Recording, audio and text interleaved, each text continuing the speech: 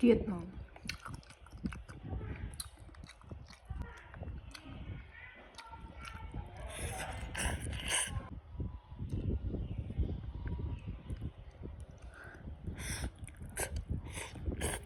ម៉ោង5 កន្លះចង់និយាយថាទេសភាពតិចភ្នែកមែនតែនហើយទើបតែកាត់ស្មៅស្អាតថែមទៀតគឺស្រស់ស្រាយហ្មងហើយខ្ញុំពេលដែលថ្ងៃបន្តិចខ្ញុំចង់ញ៉ាំគោឡើងភ្នំហ្មងប៉ុន្តែតែខ្ញុំអត់មានគោឡើងភ្នំទេមានតែសាច់ជ្រូកពេលដែលខ្ញុំដាក់ឲ្យវាកកអញ្ចឹងទៅក៏នឹកឃើញថាអូយមកផ្សំគ្រឿងដូចគោឡើងភ្នំដែរមានពងទាស្ករសប៊ីចេងហើយដាក់ថែមទឹកដោះគោខាប់បន្តិចហើយនេះខ្ញុំចាប់ផ្ដើមចម្អិនវាឈ្ងុយបងប្អូនអើយហើយដាក់តកួនបន្តិចចង់មកអូជាតិហ្មង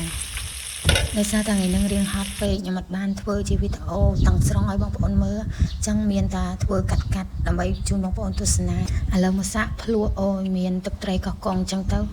បើសិនជាមានទឹកតៅហ៊ូទៀតកាន់តែឆ្ងាញ់ប៉ុន្តែខ្ញុំអត់បានទិញអញ្ចឹងក៏មានអីនៅផ្ទះញ៉ាំនឹងអញ្ចឹងព្រោះចូលឆ្នាំទៅញ៉ាយអត់ចង់ដើរទេចង់សងំនៅផ្ទះណាមួយកុំសំចៃព្រោះអីឥឡូវសេដ្ឋកិច្ចកំពុងតែធ្លាក់ចុះ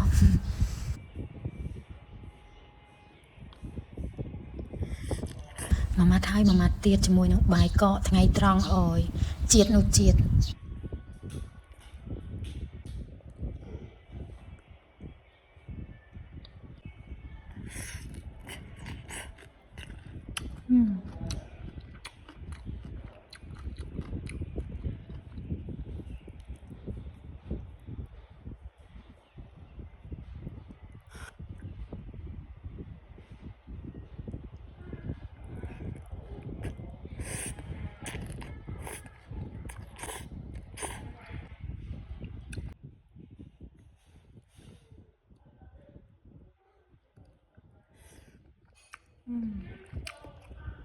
ទៀតមក